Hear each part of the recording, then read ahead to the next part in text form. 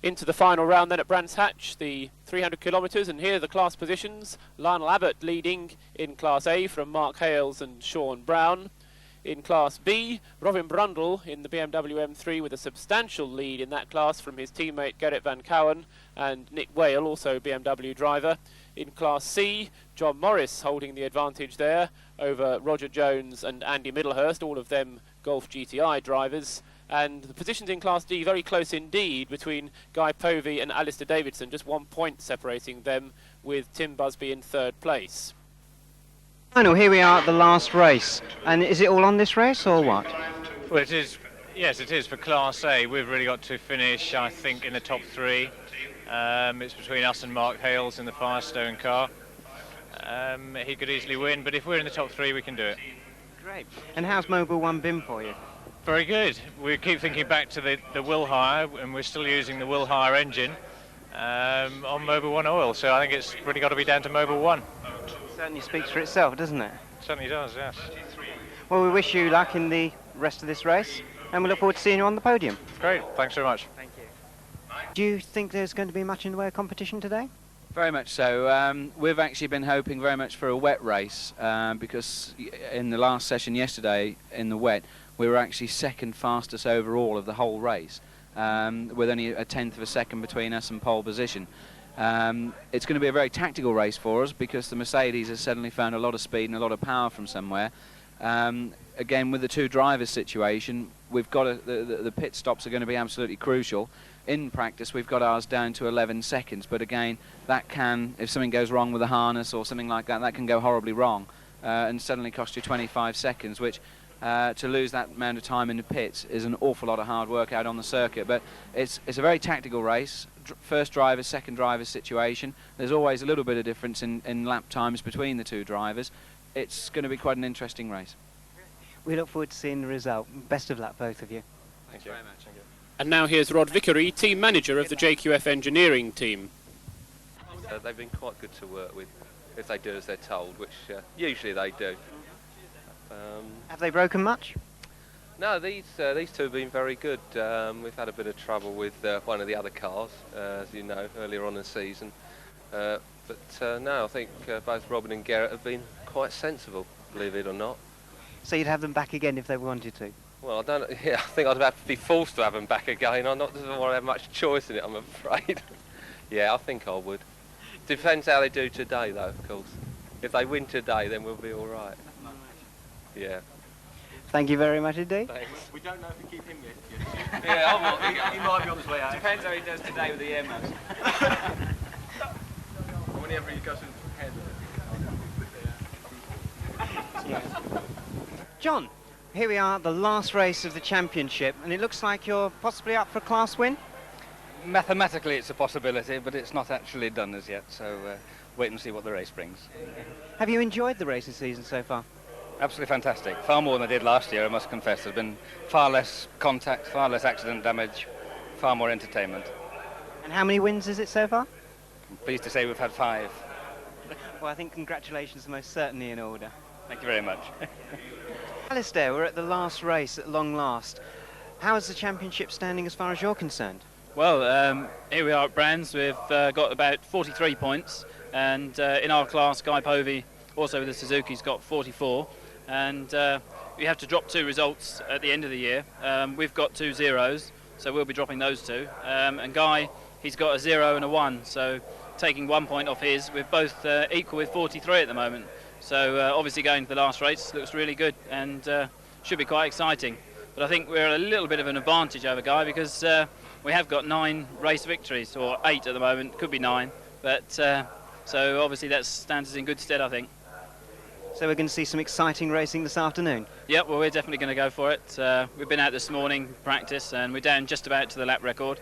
So we hope to go a little bit faster, and we'll see how it goes. Great. Well, whatever happens, the Suzuki's going to win this championship, isn't it? Well, as far as I know, we've virtually won it. It's just a case of doing the last race, just to prove that we can win nearly all the races. 90% record, hopefully. Well, we wish you the best of luck this afternoon, and we hope to see you up on the podium. Well, thanks very much. Hope to see you there. Thanks. Bye. Okay, go have dinner. Thanks. Keith O'Dore then taking pole position in the race, with on the outside of the front row of the grid Mark Hales, who's getting ready there.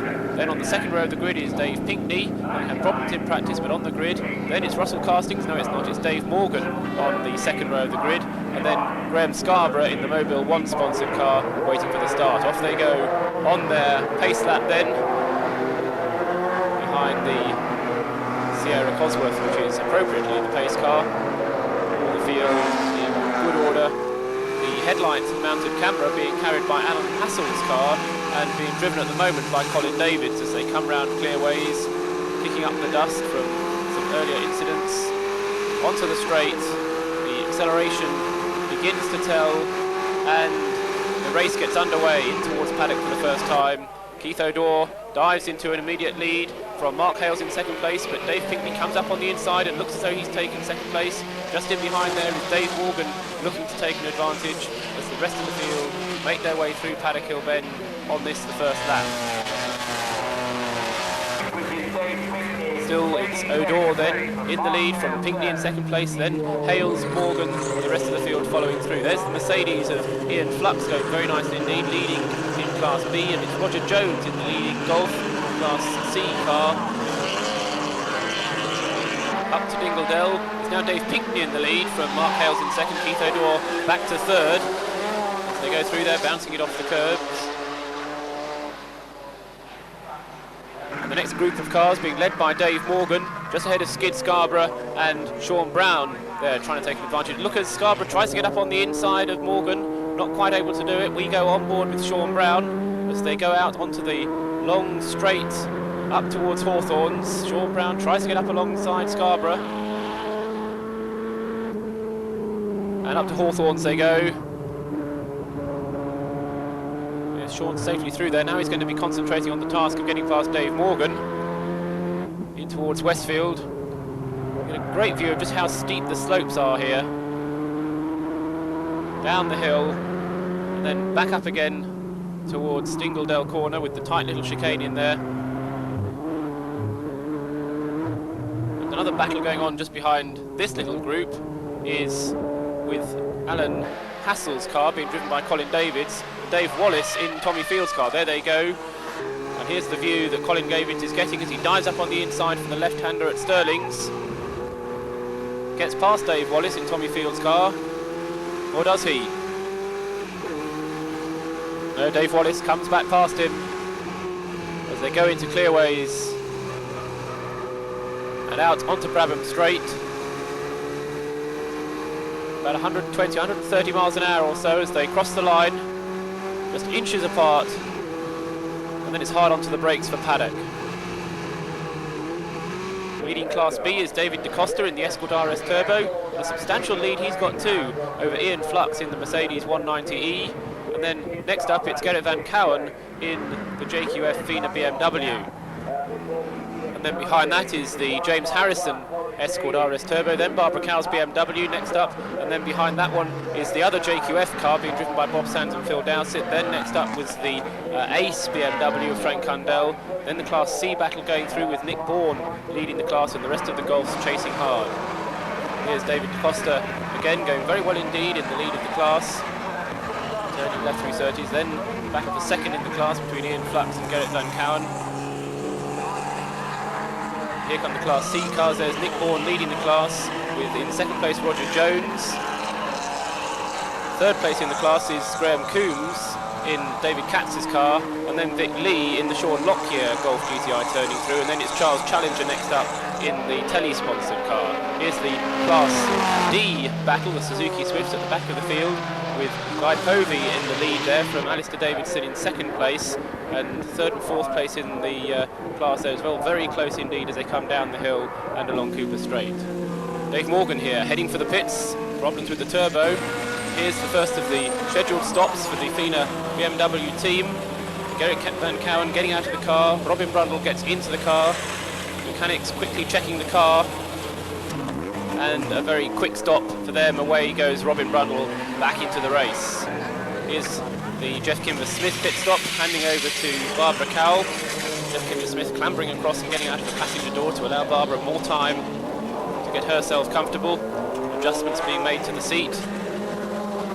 new set of tyres being put on, and some damage being sustained by Jeff while he's been out. That may affect the car while Barbara drives it for the second part of the race. Out she goes, out of the pit lane, onto the track.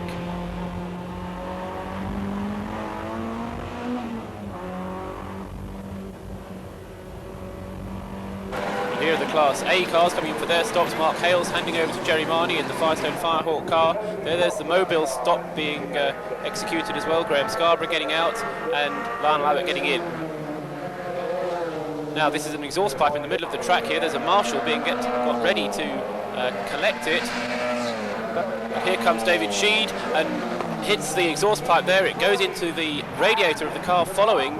It's the ADS car being driven by Barry Lee, the hot rod driver. And just look, he collects the exhaust pipe right in the radiator there, and sadly is an instant retirement. The radiator punctured, so Barry Lee out of the race in Carlos Maidana's car. Here comes the race leader, Tim Harvey, now at the wheel of the warranty holding sponsored car, down towards Stirling's. In second place is Lionel Abbott, now at the wheel of the Mobile 1 Sierra Cosworth. And then in third is the Mark Hales Jerry Marnie Firestone Firehawk Sierra, with not so very far behind him Keith O'Dore, Jeremy Walton in their car. There's the now leader of Class B, Robin Brundle, at the wheel, going past a back marker. And second place in the class being held by the other Fina BMW, Bob Sands and Phil Dowsett. Ian Flux and Ricky Fagan. Ricky Fagan now at the wheel in third place in the Mercedes 190E. As Tim Harvey comes out of clearways onto the straight, the checkered flag being prepared for him, which he takes with a wave of the hand. A good win for Tim Harvey and Dave Pinkney. And although he was only second in Class D, the smallest class, Alistair Davidson manages to clinch the 1988 Uniroyal Championship. There's the garlands and champagne and awards being given to Tim Harvey and Dave Pinkney. They're delighted with their victory, the late autumn sunshine greeting them as well. And the whole of the Uniroyal winners line up to display their garlands and hats. What a great crowd.